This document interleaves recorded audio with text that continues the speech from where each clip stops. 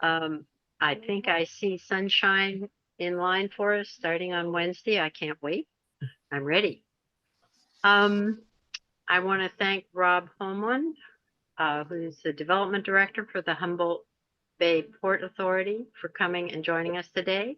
And he's overseeing the port's development of a 180-acre heavy lift marine terminal that will serve as the U.S. West Coast's first floating offshore wind vertical assembly facility.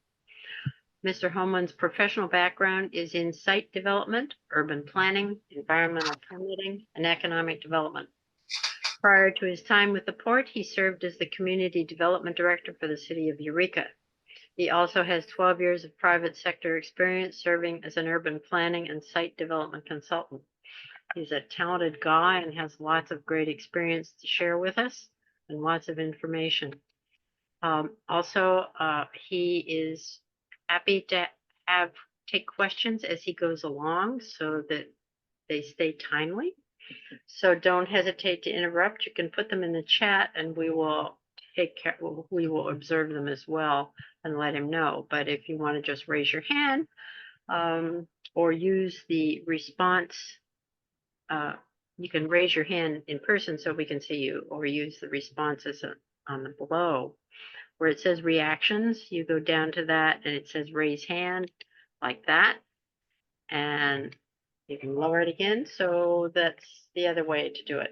So we'll be keeping an eye out, but I guess you can just say something too. Or Rob, if you want to take a pause and say, hey, does anybody have any questions? Feel free.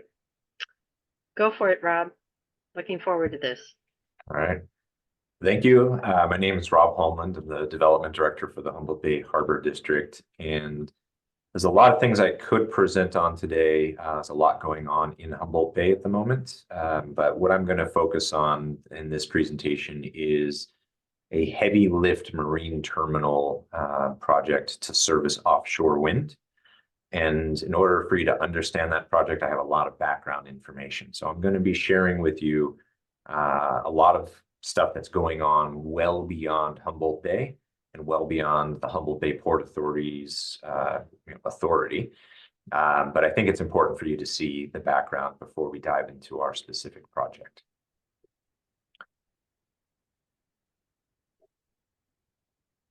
All right. And as Jane, yeah, you can see that, Jane? Yes. All right. So as Jane indicated, I'm happy to take questions throughout. Don't hesitate to interrupt me. I feel like presentations are always more effective if people understand what's going on throughout. So if you have questions, I'm happy to take questions throughout. So let's start with just thinking about the north coast of California and the general region that we live in. We have a very rugged coast, both north and south of us. But Humboldt Bay is a port of refuge. It is a safe place for ships to come and go. This is just the entrance of the bay here. Happens to be the second largest bay in California by area. And south of the bay, pretty quickly, it gets to a rugged coastline where it is not a safe entrance for ships, safe place, safe harbor. And not far north of the bay, it's the same thing for dozens or hundreds of miles in each direction. So Humboldt Bay is really a very unique place on the northern coast of California. And because of the history of Humboldt County and logging and timber products, Humboldt Bay was really the premier location for the export of wood and wood products in California through the 1980s. And there were multiple facilities throughout the bay, even into the 1990s, that were exporting lumber and lumber products. But then around 2008 to 2013, the last of the major facilities closed down. There's really only one remaining that exports wood chips on a quarterly basis or so. And this facility, known as the Redwood Marine Terminal, was the last major employment center on the bay that was associated with exporting wood and wood products to close down. This is what that site looked like in 1959. And this is the site that I'm going to be talking about later in the presentation. This is where we're going to build wind turbines that will go out into the ocean. And you can see in 1959, nearly the entire site was jam-packed with activity. It was actually the largest employment center in the region for 3 consecutive generations. If you keep your eye on this wooden dock down here on the left, this is what it looks like today. So it's effectively vacant, having gone from the largest employment center in the region for 3 generations to nearly nothing happening on the site. Environmental contamination cleanup has been ongoing, but economic activity is dwindled to practically nothing. So that's just a little bit of background. We'll come back to that site. Now I'm going to talk about kind of national and regional activities associated with offshore wind. So there have been 3 studies that were recently published, one by the Bureau of Ocean Energy Management, which is a federal agency, one by the State Lands Commission of California, and one by the National Renewable Energy Lab. All 3 of those are the source of the bulk of the information I'm sharing with you today. So if you want to know more about those, you can find references and links to those on the Humboldt Harbor District's website.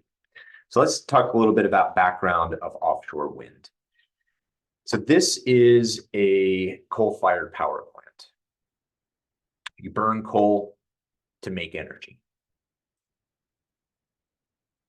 This is an offshore wind power plant, not actually called a power plant, but it's effectively the same thing. So each one of these wind turbines is in the ocean in a cluster.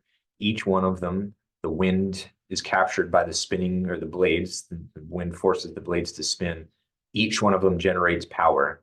And then each turbine is stringed together with the other turbines, and all of their power is collected and brought onto shore. Here's another way of looking at it. So here you've got these floating offshore wind turbines, and I'll get to the details of the floating part in a moment, but you can see that red cable. Each one of them has their power going from one turbine to the next. And then all of their power gets collected into a substation. This is a power substation in the city of Arcata. So that's what a power substation looks like on land. In the ocean, they look more like big barges.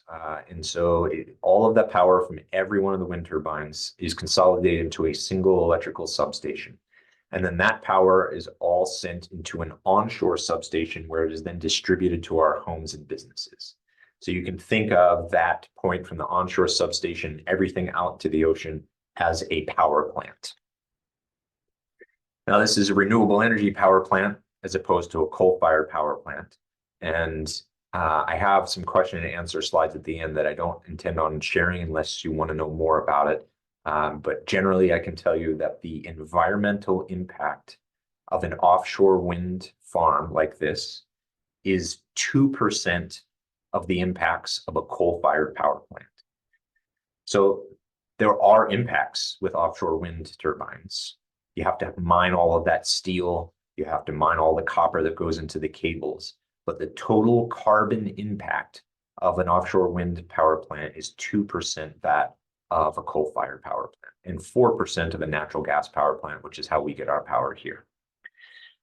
So because of that benefit, because it's so much less impacting and so much better for our overall carbon footprint, the United States has made some pretty ambitious goals when it comes to offshore wind. So the federal government wants 30 gigawatts of offshore wind by the year 2030. And if you're not familiar with what a gigawatt can produce enough energy to power 500,000 homes. So 30 gigawatts can power 15 million homes. It is also the equivalent of 60 average coal-fired power plants. So the federal government has said, we want to create the equivalent amount of energy in the next 6 years as what it would take to build 60 new coal-fired power plants. That is a massive undertaking, a really ambitious goal. It's so ambitious, in fact, that it's nearly doubling what the whole rest of the world has done so far with offshore wind. So the federal government has said, we need to change our energy system We need to do it now. And they set this incredible, ambitious goal. State of California is also setting really ambitious goals for offshore wind, and in fact, for all forms of renewable energies. The state of California has said, we want to have 100% clean electricity in California by the year 2045. And there is a ramp up plan on how to get there. And this has actually been a plan for quite a while with California. And to get there, there's going to have to be a whole portfolio of different kinds of renewable energy generated over time. So there's solar at the utility scale, which is big solar farms out in the desert. There's customer scale solar, which is solar panels on the top of our homes or on top of buildings in Old Town or downtown Arcata. There's battery storage, there's onshore wind, offshore wind, etc.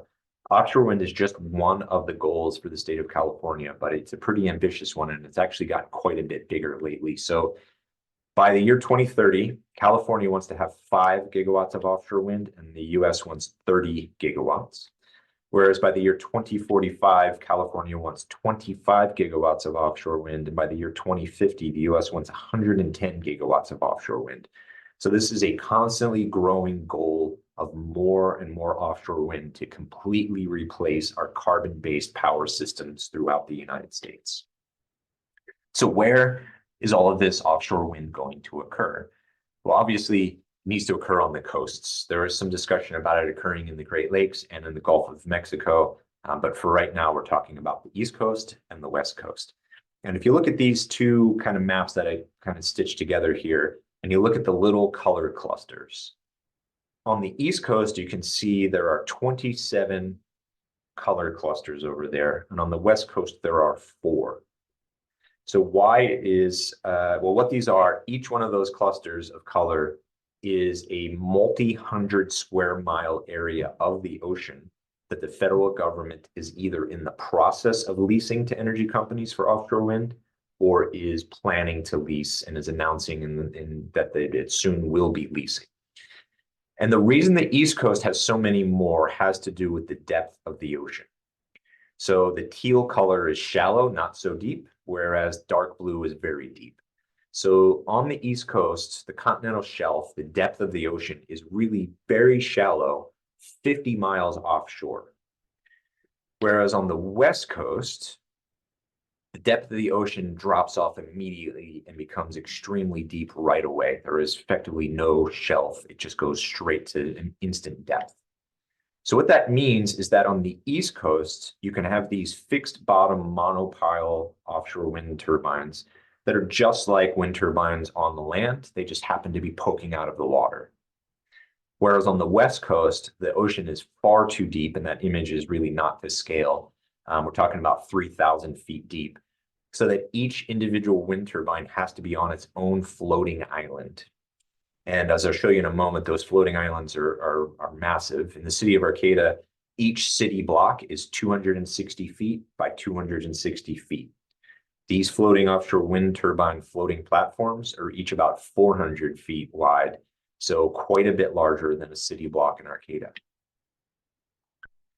So looking at California, these two areas were leased at the end of 2022. In December of 2022, the federal government announced that 5 energy companies were leasing these 2 areas. The Humboldt offshore wind lease area, which is just off of our coast, and the Morro Bay offshore wind lease area. And here's what this looks like. So you can see those 2 areas again.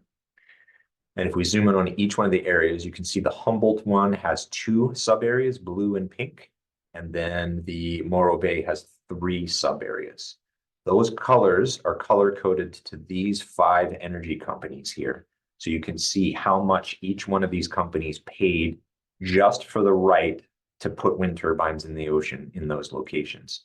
Collectively, they have committed $750 million to the federal government just for the right to put wind turbines there. As I'll show you in a moment, we're talking about in the range of 1,600 wind turbines being in the ocean, each one of which cost $25 million. So these companies have already spent $750 million just for the right to get started. Now they have billions of additional dollars to invest in the infrastructure. And they have quite a complex permitting process to get there. So to simplify this, I can just tell you this part of the process is complete. They have up to 6 years to complete the environmental study process, and then an additional year to finalize and get all of that approved. So they've got 7 years from the time they started to the year 2030 to get all of their permits in place. Somewhere in the middle of that, somebody has to start manufacturing the wind turbines for them to purchase so that they can put them out in the ocean. So how many do we need to hit California's goal? I mentioned this before, but here's the dimensions of the turbines that we're talking about. And this is an image that shows you the evolution of wind turbines over time. So on the far left, to the left of the Statue of Liberty over here, maybe I can. So this small wind turbine here on the far left is the first offshore wind turbine installed in the world in the year 1990 by the country of Denmark. And each successive generation of wind turbines has gotten larger and larger. The one on the far right is the theoretical maximum of how large a wind turbine could get with our current understanding of material science before it would rip itself to pieces. We don't have the technology to build this yet, but theoretically, this is the largest we think they could get. This is the largest one in the world right now off the coast of Scotland, 12 megawatts. And this is what we are planning for in the next generation of wind turbines off of California's coast. So somewhere between 15 and 25 megawatts. To the top of the tip of the blade, that's 1,100 feet tall, or about the same height as the Eiffel Tower. This is what the floating foundations look like. So if you look in the bottom right-hand corner here, you can see a little person. So these things are really massive, up to 425 feet on each side of a triangle. And then the wind turbine goes on top of that as this thing is floating in the ocean. If you were to take one of those floating foundations, just one of them, they are equilateral triangles in most cases, they would not fit inside of a baseball stadium. So back to my question, how many of these do we need to get to California's goals? Well, don't forget that we're talking about you have to make all of the blades, the nacelle, which the energy is produced, it's what the blades connect to, all of these steel towers and the floating foundations. And there's an awful lot of infrastructure under the water. So there are also mooring lines and anchors that hold the mooring lines to the bottom of the ocean, and then all of the transmission cables. So all of these parts need to be manufactured for it to all come together to make an offshore wind farm. So back to my question, how many of these need to be manufactured? Well, if we just look at one part, let's just look at the mooring lines that hold the floating foundations to the ocean floor and stop them from floating away. If the state's goal is 25 gigawatts and each turbine is 15 megawatts, then you would need about 1,600 of these. Each one of them has to have 3 mooring lines holding it to the ocean floor. So you need 5,000 of these lines, and each one of them is 3,000 feet long. So you need 15 million feet of these mooring lines, or the equivalent of 2,800 miles. If you were to take all those mooring lines that we need to manufacture and lay them end to end, well, first of all, this is what they look like. So they are massive equipment. Take them all, lay them end to end. They would go from Humboldt all the way across the country through New York City and out into the ocean by a couple of 100 miles. So this is an incredible quantity of material that needs to be manufactured. And that's just the mooring lines that hold the floating foundations to the ocean floor. And they're actually quite a bit more complicated than I indicated there. So there are chains involved. There's a lot of other elements involved, including buoyancy elements that hold the chains off the ocean floor in some locations, these buoyancy modules. And they look something like this. So there will have to be tens of thousands of these manufactured as well.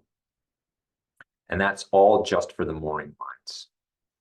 So to get to the point of the question here, we have to make 1,600 of these floating foundations, 1,600 of the nacelles, 5,000 blades, 1 million feet of towers. This is a leftover when I presented in Norway, and I Had to convert everything to meters. I forgot to convert that one back.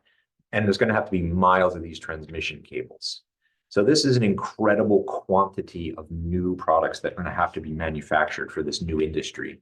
And it has to be done pretty quickly. So if we are reaching 25 gigawatts by 2045 for the state, and each turbine is 15 megawatts, 1,600 turbines, we start manufacturing them in 2027. We'd have to make 93 every year, or about 2 per week, every week for 18 straight years without stopping.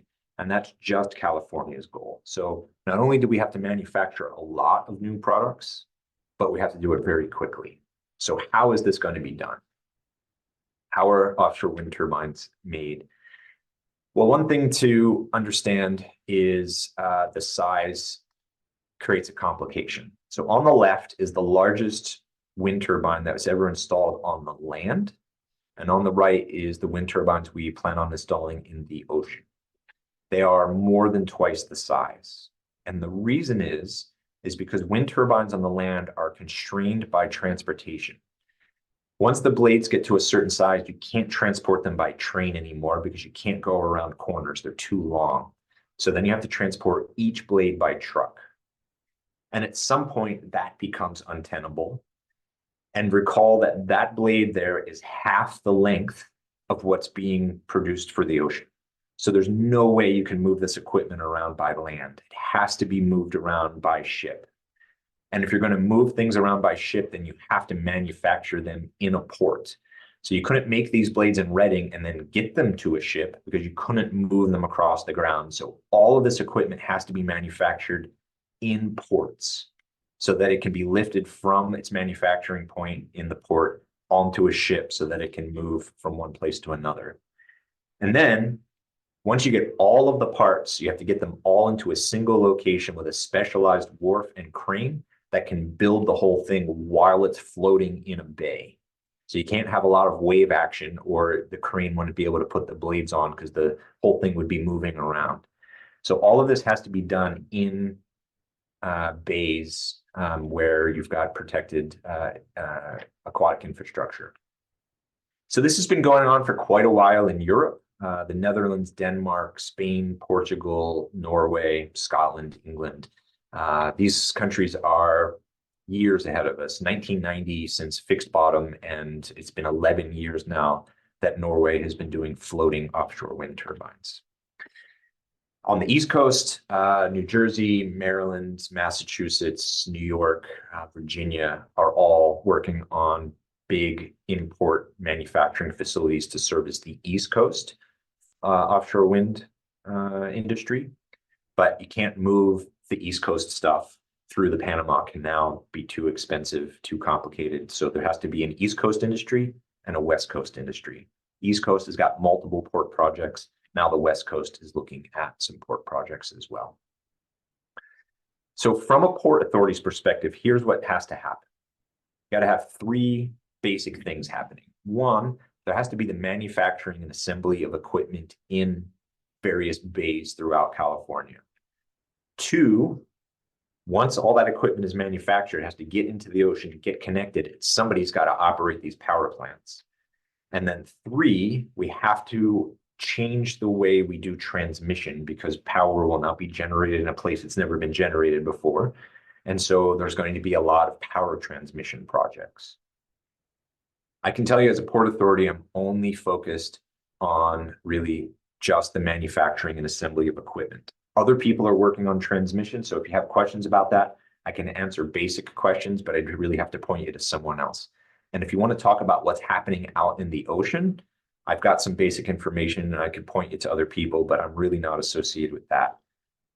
Humboldt Bay Port Authority is focused on what's going to happen in Humboldt Bay, and we will be effectively manufacturing equipment, having it towed out to the ocean, where energy companies will then connect it and do what they do. So I've given you a lot of background information, but really this is the only thing the Humboldt Bay Port Authority is doing, is a project that looks like this. So in bays throughout California, there are actually 3 types of port projects. 1 is the manufacturing of that equipment. 2 is taking all of that manufactured equipment and putting it together, like building a Lego castle. And then 3 is operation and maintenance of the offshore wind farms, which really is just hosting the ships that come and go from the port out to the wind farms so that you can bring mechanics out there. So port type number 1, component manufacturing. You got to make the steel towers and the blades and the nacelles, and recall that all of these have to occur in various ports right next to the water. Then that will literally occur in multiple ports, at least throughout California, if not throughout the whole Pacific. Then every one of those ports, after they have manufactured their equipment, they have to put their equipment onto various ships and send it from wherever they are to a single location. So all of those parts come together in one spot. And that is the vertical integration or staging and integration port. And this is what Humboldt is going to specialize in. So you've got to get the floating foundation into the water and then build all of the turbines using the parts that other ports have manufactured. So you got to put the tower on and then get the nacelle on top of that, and then put the blades onto the nacelle. And then it's done, and you can tow it out to sea from there using 3 large tugboats. And there are, since it has to be towed out like this, there are a lot of ports that simply can't do this port type number 2, the staging and integration stage, because the bridges get in the way. So for instance, the Port of San Francisco cannot do vertical integration because you can never tow the turbines past the Golden Gate Bridge. So recall that this is what we're planning on, so you can see it wouldn't be able to fit. Now, a ship can fit underneath the Golden Gate Bridge, so they can manufacture the blades and the towers and the nacelles and various components, and the ships will fit underneath just fine. But that final putting them all together is going to happen in a different port. And then I mentioned port type number 3 is operation and maintenance. So this is the ports that will just host the ships like this one that go out to the wind turbines and maintain them and operate them. And that's going to take, a number of different kinds of specialties, helicopter pilots, for instance, and mechanics of various types, and drone pilots to inspect the blades. And a good portion of this infrastructure is underwater, so there will be a lot going on under the water, including probably a whole new industry of divers. So if you have any friends or family that are in 8th grade and they're looking to their future, they could be a diving specialist to inspect subsea infrastructure. And then likely, I'm guessing here, there's probably going to be quite a few underwater drone pilots as well that will drive remote control submarines around looking at the infrastructure. All right, so which ports are going to be involved in this? Well, in California, I forecast that every single port in California is going to play a role in this, as well as ports throughout Oregon. Because you've got component manufacturing, staging integration, and operation and maintenance ports, it's going to take a multi-port strategy to get this done and to switch our energy systems to renewable energy. Looking at staging and integration, I mentioned this study earlier where, well, I'll show you in a moment, but looking at staging and integration, there are only 2 places in California where you can do that step that I walked you through, where you put all of the parts together. Humboldt and LA Long Beach, because you have to have the right channel widths, you have to have the right channel depths, can't have any bridges or airports in the way, and you have to have large development areas. So a study by the Bureau of Ocean Energy Management, federal agency, has crunched all the numbers, looked at all the ports, and said these are the only 2 places that you can do that. So this is that study, and this is a map from that study. Each one of the hexagons is a port. And so there's the offshore wind farm off of Humboldt's coast. And here's the Morro Bay offshore wind farm. And you can see that the green hexagons are ports that are good candidates for staging integration, and the red hexagons are ports that are not a candidate for staging and integration. So you can see that Humboldt is green. We've got the right channel widths and depths and no bridges in the way. And then the ports of LA Long Beach are green. Everybody else is red in the state of California. So there's the only 2 places you can do vertical integration. When you look at manufacturing, making the blades and the towers and the nacelles and the floaters, the picture is a lot rosier. So for manufacturing, same study, different map, you can see there are a lot of green ports. So a lot of places can do component manufacturing in California. And then when it comes to operation and maintenance, same study, different map, different set of ports that can do operation and maintenance and support the vessels that will operate and maintain the wind farms. It just so happens that Humboldt is the only port that is triple green. We're the only port in California that can do all of the things that offshore wind needs. And so for that reason, we're getting a lot of attention from the state and federal governments. A couple of other things to think about. You've got Humboldt there with that spinning star. Is it going to spin? Nope. And then you've got Long Beach down at the bottom. If you look at a radius, an equidistant radius from those two ports, you can see that obviously the Humboldt wind area is much closer to the port of Humboldt. And the Morro Bay lease area is closer to Long Beach, but still not that much closer. And when you're towing south, you're typically towing with the wind. When you're towing north, you're towing against the wind. Plus, there's the Channel Islands and a lot more ship traffic. So it's a pretty difficult thing to tow from either one of these ports to Morro Bay. But it's likely that both Humboldt and Long Beach will be manufacturing wind turbines that go all the way down to Morro Bay. Then looking deeper into the future, you can see that there are two planned areas off of Oregon's coast. And so we are obviously quite a bit closer to those. So we will likely play a pretty significant role in putting together the equipment and towing out the equipment to the Oregon lease areas in the future. And then if you look even deeper into the future and look at where the best wind resources are, the brightest red are the best places to put wind farms, and green is not a great place to put wind farms. We doing okay on time, Jane? Yeah, we're fine. You have until 1:30. Okay. As needed. You do have a couple of questions. What happens to the blades or wind equipment that needs to be replaced? And can you address the Yurok and Bear River opposition to this project? Yes. I can talk about all three of those things. I think I'm going to finish this sequence here, and then I'll pause for those questions. That's great.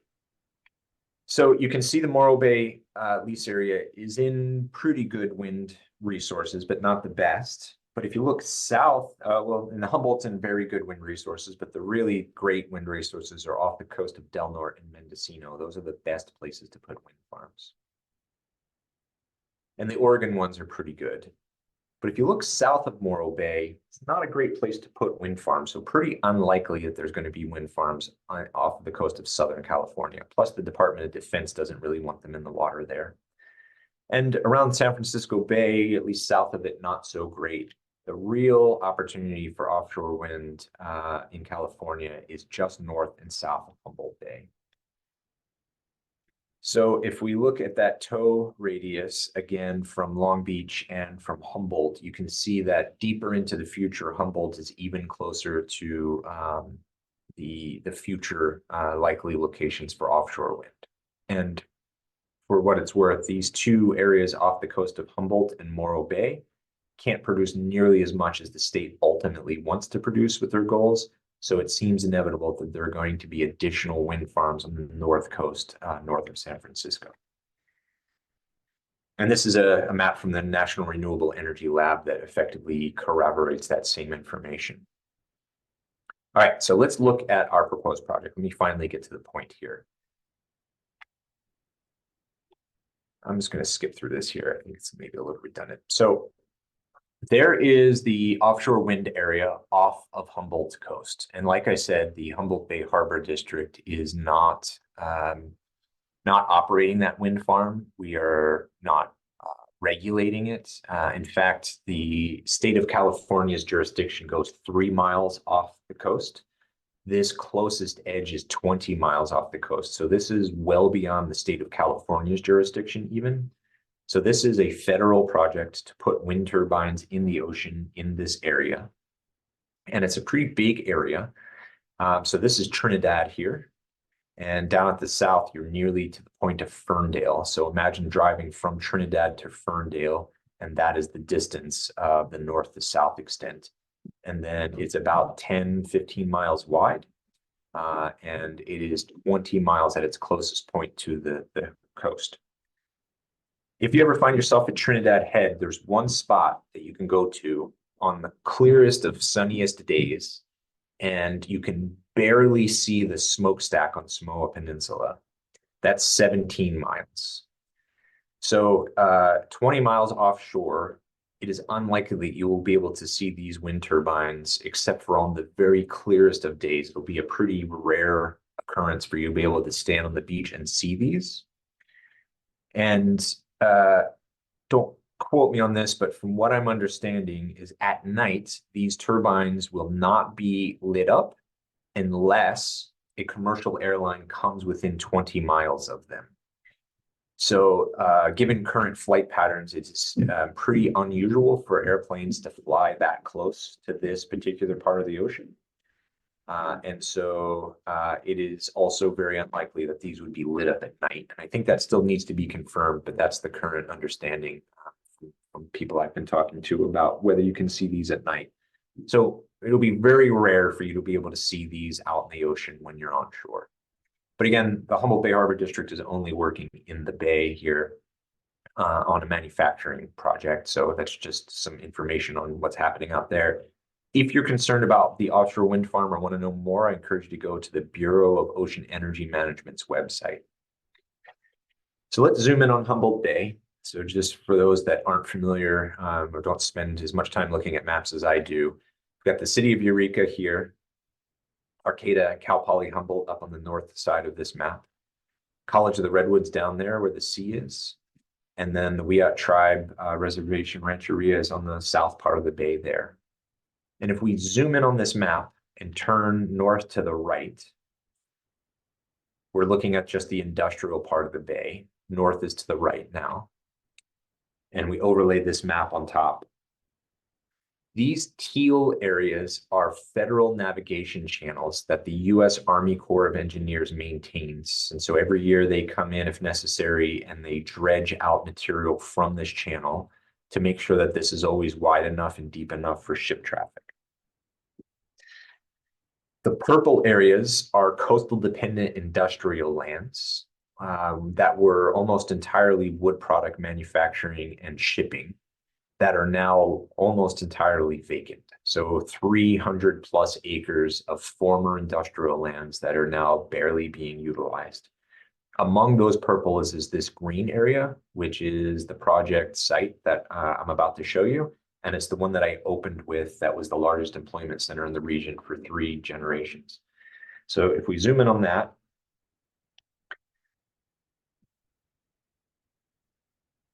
this is a map that we've been using for quite a while for the site here.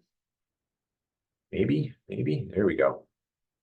And this has been updated recently with this map, so I can walk you through how this whole site is planned to be developed when we're done. This is overall, including the roads and the mitigation area, about 180 acres.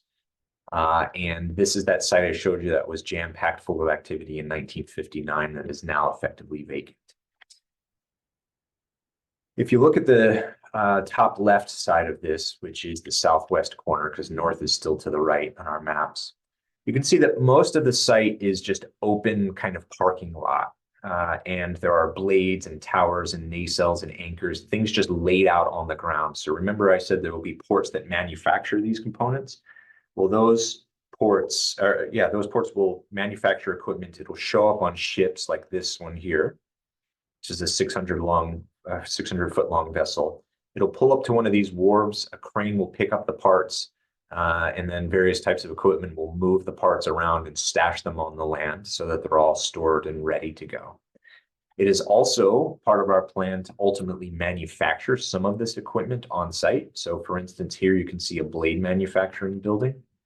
So you could make the wind blades on site. Just for context, this is a 240,000 square foot building. Costco in Eureka is 100,000 square feet.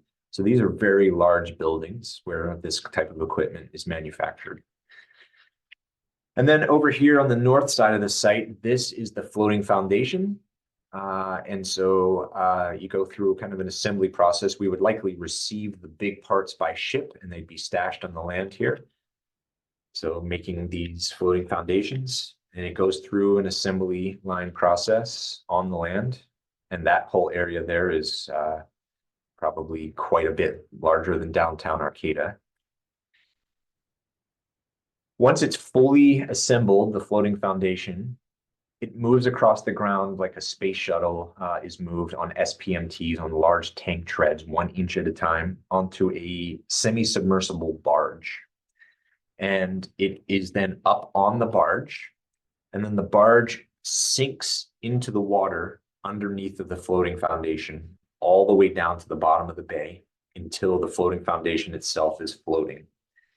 Then you can grab that floating foundation and do one of two things with it. You can either take it over here to wet storage, like a parking lot, and just store it in the bay while it's waiting for its turn at the crane.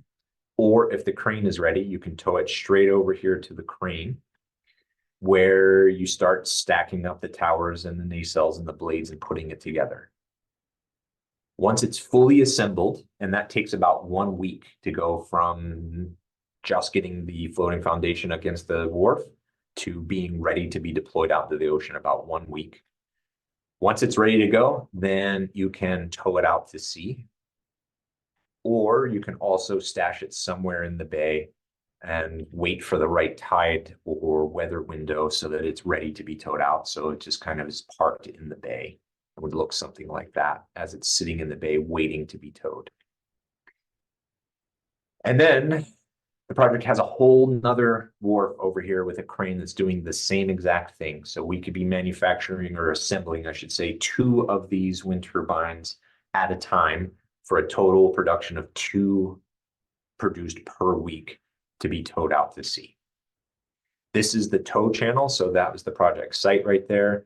This is the channel. So this is the route that they get towed out of the bay. They get towed at 3 knots, which is slower than walking speed. So if you could walk on water and one of these was being towed, you could walk right past it as it's being towed. They're towed very slowly.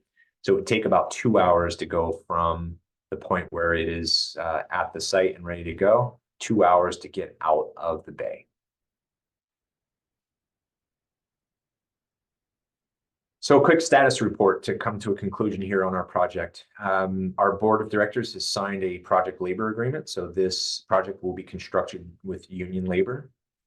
We have a workforce strategy that we're working on with the County of Humboldt, Cal Poly, College of the Redwoods, and others to train future workers to do the construction and operations of this project. There are estimates in the number of jobs. I think I'll skip past that unless you want to come back to it. Working on business plans, a lot of tribal engagement, working with 7 different tribes, including the Yurok tribe and the Bear River Rancheria. Both of the tribes are still actively meeting with us. They have concerns about what's going on in the ocean, but their concerns don't seem to be as focused on what's happening in the bay. We have a community engagement strategy. We're working with a lot of different stakeholders and neighborhood groups, community advisory committee, community benefit program. We're well into the CEQA NEPA permitting and design phase of the project. We received a $10 million grant a couple of years ago that got us kickstarted. So we're deep into the permitting process. Working on green terminal planning to have this site be as near zero or net zero emissions as early in the project timeline as possible. There's an enhanced infrastructure finance district on Samoa Peninsula that the county established years ago to help finance some of the infrastructure that needs to occur. Project schedule is complex, but I'll just simplify it by saying the permitting we're planning on being done in about a year from now. The mitigation construction could begin in late 2025, with the actual project itself being constructed in 2026. And it could be ready for operations in the year 2029. So this on HumboldtBay.org is a website of the Harbor District, and you can find more about the project there. And then there's also a YouTube channel with an hour-long version of a similar presentation to this one that you can share with anyone. And I will stop there, though that is half of the slides I prepared. So we can go into the other slides for question and answer for just visual reference if you're interested. So it That's sounded like, fantastic, Rob. thank you. It sounds like there are already some questions queued up. Yeah, the first one actually came up. Who will be doing the work? An eighth grader is not ready, right? Well, it depends on what you mean by the work. So there is work to do right now. So there's a lot of environmental studies that we need to conduct and are in the process of conducting, of understanding what are the impacts that will happen in the bay from this project, and then either avoiding or minimizing those impacts. So we have several multi-million-dollar contracts right now for some of the best design engineers in the world to design this project, environmental permitting, environmental studies. So there's a lot of work currently going on and will go on for a couple of more years. And we're working with, a large list of regulatory, environmental regulatory agencies through this whole process. Are those local consulting firms, engineering firms, et cetera? Or are they national, international? Well, there's one international firm that is the lead, and they do have some local staff, but they also have 27 sub-consultants that are various specialists, archaeologists and ecologists, and most of their 27 specialist sub-consultants are local, yes. Oh, that's wonderful. Okay. So then that process occurs, then there's construction. So our project labor agreement guarantees that the project will be constructed with union labor, and that has a 20% local hiring goal. So at least 20% of the employees that construct the project should be local. There is also a requirement that the unions have to start with tribes. So their first employees that they hire have to be from tribal members enrolled in Del Norte or Humboldt County, unless there are none that are applying. If there are none that are applying, or once they've hired everyone that are from local tribes, then they have to hire veterans.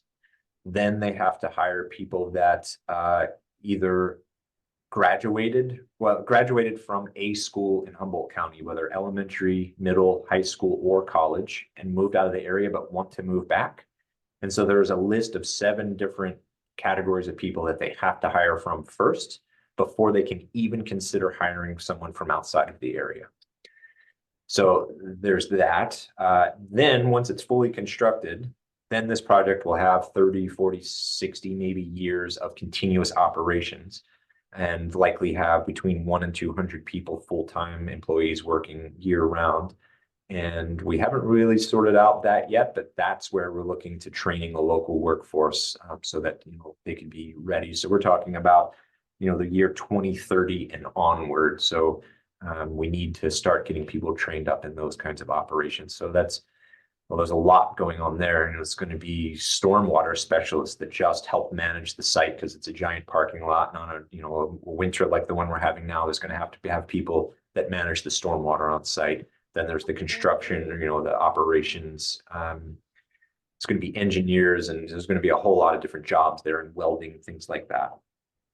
Then there are the kinds of jobs that will be stimulated by the project. So like I mentioned, we could have some manufacturing occurring on the project. Could be that we buy the blades from San Diego or San Francisco. But over time, I assume that the energy companies that are actually paying for all of this are going to want some of this equipment to be manufactured in the bay. So like I said, there are 300 acres of vacant industrial lands on the bay. It's likely to lead to additional manufacturing projects throughout the bay, and then those will have jobs. And then there's the operation of the wind farms off the shore. So that won't really come from our project, but those will have ships that show up in Humboldt Bay. They'll pull up to a wharf next to a warehouse. They'll get out, they'll grab some nuts and bolts and screwdrivers and parts, and a crew of people will come. They'll get on that ship and they will go out to sea for 2 weeks at a time as they maintain the turbines. The ship will come back in. A different crew of people will get on, that crew will get off, and they'll have rotating 2-week crews. So that's a whole nother suite of jobs there. I have a quick question. Who Yes. owns who owns the site? Does the Harbor District own it? And who owns the 300 acres that would be available for manufacturing? And do we sell them, lease them? What do we do? Yep. So the project that I was showing you where we would do with the vertical integration, the staging integration, the site that I zoomed in and went all around and showed you the assembly lines and the buildings, the Harbor District owns majority of that site, and then there are 2 private property owners we're working with. And all of the rest of the 300 acres throughout the bay that are opportunities for future projects are mostly privately owned, though the City of Eureka owns maybe 10 acres of that. I feel like there was a second question that I missed. Yeah, that was simply the question of, are those available? The Harbor District does a negotiation with them. How does that work when when they want to do something like that?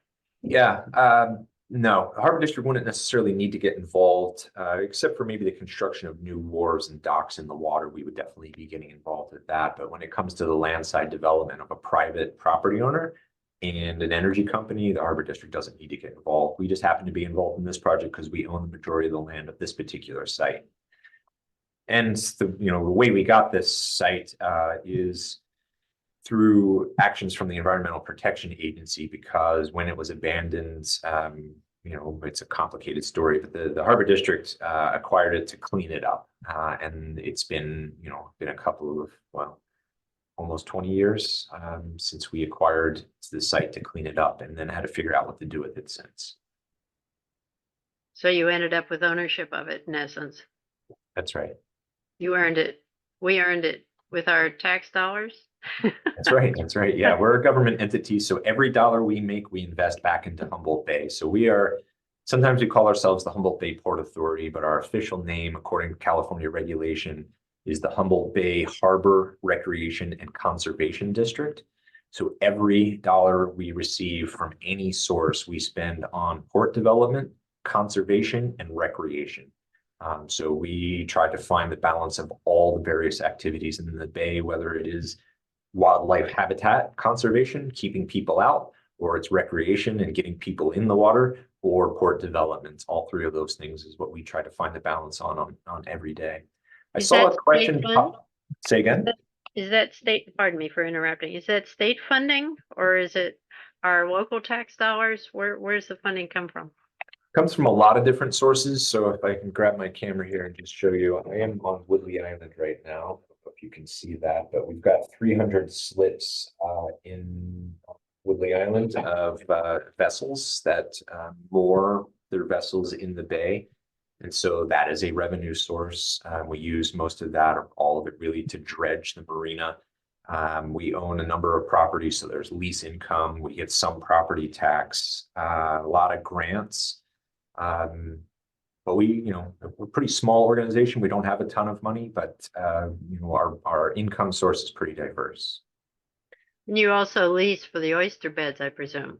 That's right. Yep. So that's a revenue source. Yeah. Interesting. I saw a question about sea level rise. So one thing I didn't mention in the presentation, I have a whole series of slides that I skipped.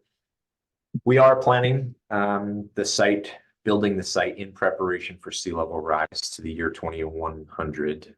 So looking deep into the future of where sea levels will be. So we're raising the entire, well, first of all, the whole site has to be flat and level, which is pretty complicated for 160 acres. The blades are so long that you can't really have any grade breaks, or as you move the blade around, it would scrape on that grade break because it's 400 or 500 feet long blades. So the whole site has to be flat and level. So we're raising the whole site up to somewhere between 14 and 17 feet. And the wharf, or the dock that sticks out into the water, also has to be at that exact same grade level. If you go too high on the first year of operations, a ship pulls up at low tide and the wharf would be so high above it that you couldn't use the wharf. If we don't go high enough, at some point, sea level rise overtop the wharf. So finding that balance is where we are currently spending some time on sea level rise planning. And then also the transition of the land to the water. We're looking at eco shorelines and various ecological approaches for that transition. So I don't know who asked the sea level rise question, but that's my initial answer anyway. That's great. What happens to the blades or wind equipment that need to be replaced? Well, anything steel can be reused and repurposed. So the vast majority of all the equipment is steel. The blades are some sort of polycarbonate fiberglass, and to date, there have not been any good uses for the blades. So in Europe, as some of their projects are aging out, they have to replace the blades before they replace anything else. So the blades right now are going to landfills. It is not a great alternative. Well, it's not a great outcome, but it's a better alternative to any kind of carbon-based power. So, for instance, we don't have a lot of coal-fired power plants around here, but coal-fired power plants produce a lot of wastes, big piles of ash that have to be stored somewhere. Natural gas power plants don't really have a lot of waste product, but it's a flaw in the system right now that they don't know what to do with all the blades. Yeah. Can you address the Yurok and Bear River opposition to this project? Yeah, I know this is being recorded, so I hesitate to say this, but I'm going to do it anyway. The Bureau of Ocean Energy Management has not done a good job of engaging with tribes. And the tribes have real, genuine, reasonable concerns about what's happening in the ocean. And the engagement of that branch, the federal government with the tribal governments, has been lacking. It could be done better. So we'll see how they evolve over time. But I can tell you, meeting with the local tribal governments on a weekly basis, we have a really good relationship with them. We are building, a list of things that the tribes want addressed. We're working through that list. And I believe that the tribes will ultimately support our project publicly, maybe even relatively soon, while not necessarily, at least at first, supporting the projects that are happening out in the ocean. So recall that there is a wind farm off of our coast, and our project is manufacturing wind turbines, but it's not a one-to-one relationship. So we will produce wind turbines that go to the offshore wind farm off our coast, but we will also send wind turbines up into Oregon and down to Morro Bay and Del Norte and Mendocino coasts eventually, likely. So you could say, I don't want to see wind turbines off of Humboldt's coast, but I'm okay with them being manufactured in Humboldt Bay. So those seem like they are contradictory, but you could be for one and against the other. So we'll continue to work with the tribes and respect their concerns, but it really starts with meaningful conversations. You got to start there. Sure. Does our seismically active region pose any challenges? Certainly poses challenges. Let me close my door here. It's noisy out there.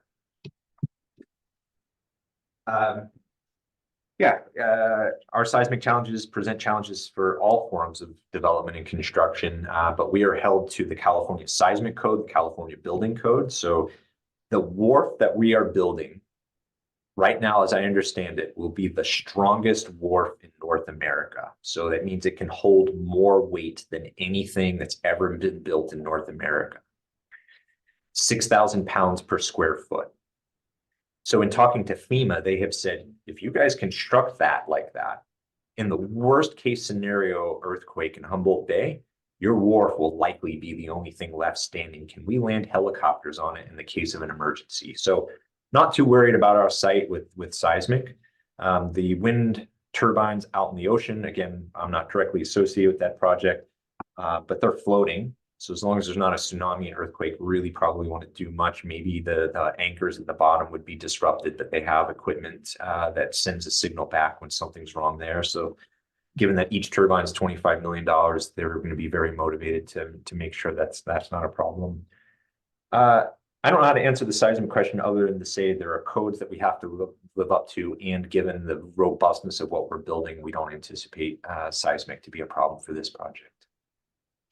And what are the long-term impacts for our fishermen and marine life? How will the wind farm impact our bay habitat, especially long-term? Great question. Let's start with fishermen. That's an easier answer, I think. Well, for the project in the bay, there will likely be very little impacts to fishermen. The worst impacts that we can figure out right now in meeting with a lot of fishermen is the closure of the entrance channel during that tow out movement. So I showed you that towing from the manufacturing site through the channel and out the entrance takes about 2 hours. Fishermen can move around those turbines through the main channel, but when you get to the entrance likely to be closed for about half an hour as we currently understand it. And so about twice a week, there'd be a half an hour closure that would be inconvenience to fishermen. We're trying to find ways to alleviate that, but hopefully that's not too much of a inconvenience if that ultimately cannot be avoided. Biological, ecological impacts within the bay. We've got a lot of hydrodynamic modeling going on and evaluating all the possible ways that the project could impact wildlife. The most impactful thing is likely to be pile driving when we're installing the wharves. And so that's going to impact longfin smelt and a couple of other protected species. And so we're working with regulatory agencies right now to understand how we can minimize those impacts and what we can do to mitigate for them. So marine mammals, we are doing pile driving in a particular time of year to avoid impacts to marine mammals and to salmonids and other fish species and birds. So we're timing our pile driving to have the minimum impacts and probably only doing pile driving for 3-month periods, 3 years in a row. Could you please show the windmill anchors again and talk about how they flex with tsunamis? Yep, happy to just recall that I get myself into trouble all the time with this. I am not an expert in this. It just so happens that I talk to people who are, and I get some of their images. But it's going to take me a minute to find those slides again. The anchoring system. Uh-oh. There we go. Bummer. It's going to take me another 30 seconds. It is designed to deal with tsunamis and earthquakes. Do you want to ask another question while I'm pulling this one up? Yeah, offshore wind has encountered some recent setbacks. This project will also need a major electric transmission upgrade. Do you have any opinion about the likelihood that this project will actually succeed after all this work? Sure. Okay, so let's go back to that other question first. So this is what the anchoring systems look like. Ooh, this one. So it's a connector, and it's got kind of a spring. It's not a spring exactly, but something in here that can handle the transition of energy. You've got weights and floaters that keep these lines in the water in the column so that they're not up high and they're not dragging on the bottom. And then at some point you've got weights and anchors, so it's a complex system here. But it's designed with tsunamis in mind. So to your other question, what is the likelihood of success? And what was the opening part of that question? Let me go back to it here. Offshore wind has encountered some recent setbacks. This project will also need a major electric transmission upgrade. Do you have any opinion about the likelihood that this project will actually succeed? Yep. I think I'll take that in 3 parts. So some recent setbacks. On the East Coast, there was an offshore wind lease where the company leased the area and then recently backed out. And there have been dozens, if not close to 100 offshore oil platform leases in the past 60 years. And not every one of them have worked out, but there are still plenty of oil flowing. There's still plenty of offshore oil platforms and oil projects.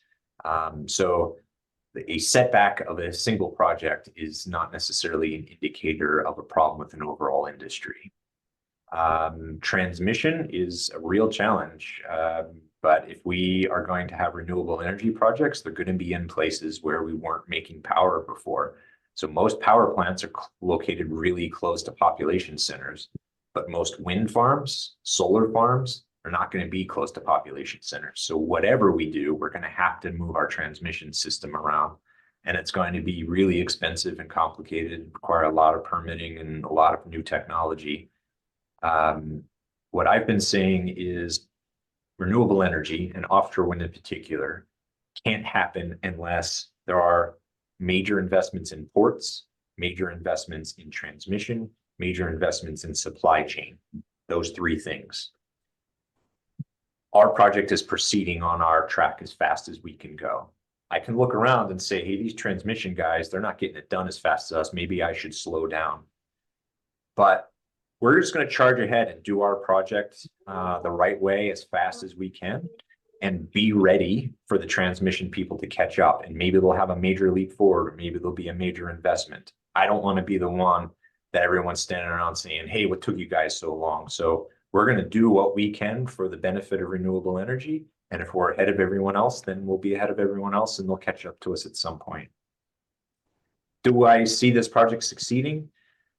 I do. The federal government at this point has invested over $450 million into this single port project in Humboldt Bay.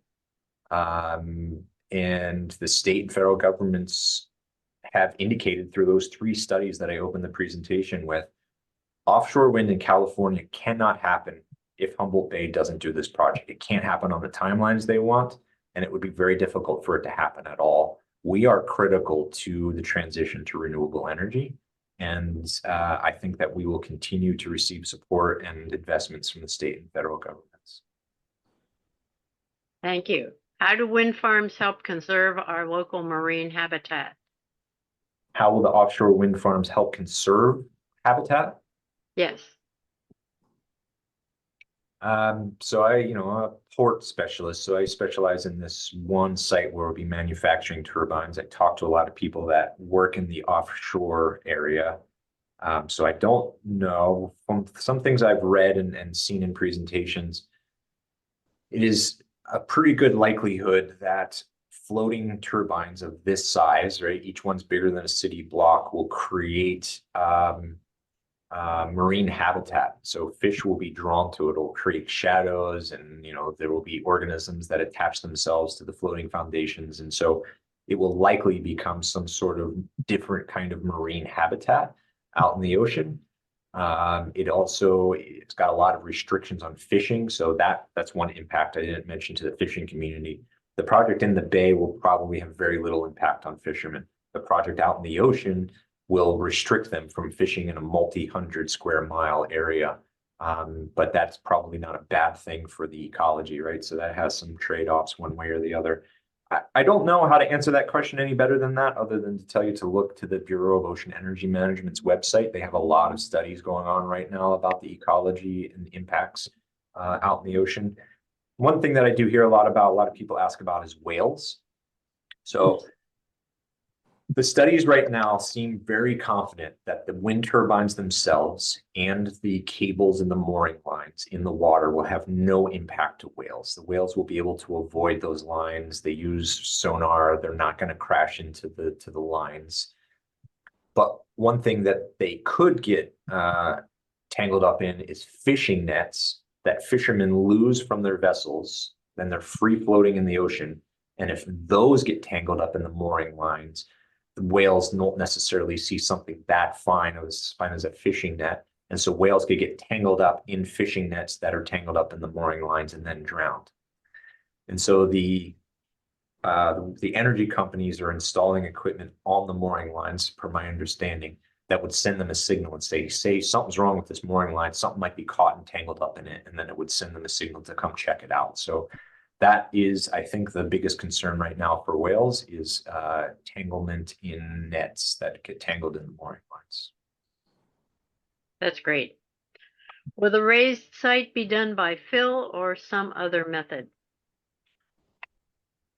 Well, fill, but it could be from the dredge materials that are just outside. So you've got the land and then the water. Right outside of our project, the water's got to get deeper so that these big vessels and the floating foundations can float in the water there. So we'll be excavating quite a bit of material from under the water, and we could be placing that up onto the land to fill it. It has to have the right compactions, complicated geotechnical and structural engineering requirements that we're still evaluating, but at least some of it will come from that, and then some of the fill will come from outside the area. There are also parts of the site that are too high and some that are too low, so we can balance that cut and fill by moving the material around.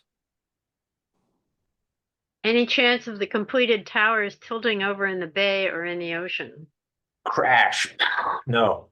No, they're $25 million pieces of equipment. They're designing them so that they can't fall over.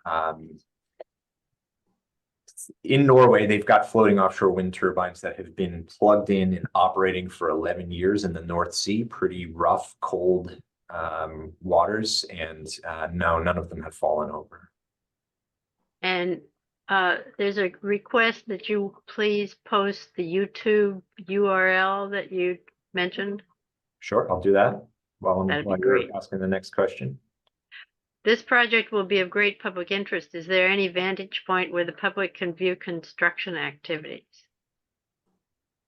Yes. Well, there's the construction of the project, and then there's operations where the turbines are being constructed. And the former, well, if you go to the Eureka Boardwalk, you can see the smokestack at the future Nordic site that is immediately next door to this project. So wherever you can see the smokestack from, you will likely be able to see the wind turbines being assembled and the cranes of the construction period.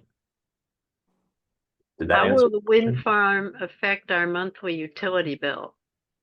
Yeah, I get that question a lot, and I honestly don't know. So that will be up to the California Public Utility Commission, Cal ISO, PG&E, and the energy companies. But that's still to be determined, my understanding. I recommend going to the Schatz Energy Research Center, which is a branch of Cal Poly, and they specialize in transmission and energy. And so they really have the answers to that stuff. Are they working on the transmission issue? Yes, they are. Do they have funding for that? They do. They received a big grant from the state to just work on transmission. So we might want to have an OLLI brown bag lunch with shots. I recommend that. Yeah, very good speakers, very technical. Yeah. Great, thank you. I'll talk to them. Comparing some wind farms, such as the town in England comparable to the size of Eureka, their utility bill after wind farm installed and working was no cheaper than before. I would be surprised if energy got cheaper under any scenario. Okay. Wow, this has been interesting and well presented for us visual learners out here. Will the wind farm exclude all boat traffic? Will the wind farm area include all boat traffic? Exclude all boat traffic? I don't honestly know, but I think that it is heavily constrained. Yes, that's what the energy companies paid for, was the right to lease those areas and kind of control those areas out in the ocean. Again, that's a question for the Bureau of Ocean Energy Management and how they will regulate that. Is it conceivable that government leadership that does not prioritize renewable energy could affect the progress of this project? Of course, yes. Yep. And another question I receive, everyone phrases it a little bit differently. I think the question is, what if Trump gets reelected, right? Yeah. There have been literally billions of dollars invested into this up to this point. And honestly, a lot of that investment has come from oil companies that are diversifying their portfolios. So a lot of oil companies see oil's coming to an end, whether it's 10 years from now or 40 years from now, and they don't want to just roll over and die. So they are looking to transition to something new, and they know how to do this stuff. They have floating offshore oil platforms in the ocean right now and have for a couple of generations. And so they say, hey, that's about the same. We've got the workers, we've got the equipment, we've got the know-how, we've got the money. And so a lot of oil companies are transitioning into becoming offshore wind companies. Other companies around the world, big investment companies, have a lot of money and investors that want to invest in renewable energy. So there's a lot of money flowing into offshore wind and renewable energy. It is difficult for me to imagine any president coming into office and trying to undo multi-tens of billion dollars of investments into what's going to be a major job creator, a major economic stimulus. So to directly answer the question, the grants we have received so far are pretty secure. It would be difficult to undo them, if not impossible. Could someone that really hated renewable energy tried to disrupt the progress? Yes. And I imagine they could make it more difficult, but I don't think they can completely stop it. You have lots of compliments here. Very, really informative. Thank you. Great presentation, etc. I do have a couple of questions myself. One is most of this money and this grant money coming as a result of the infrastructure bill that was passed Yes. under Biden.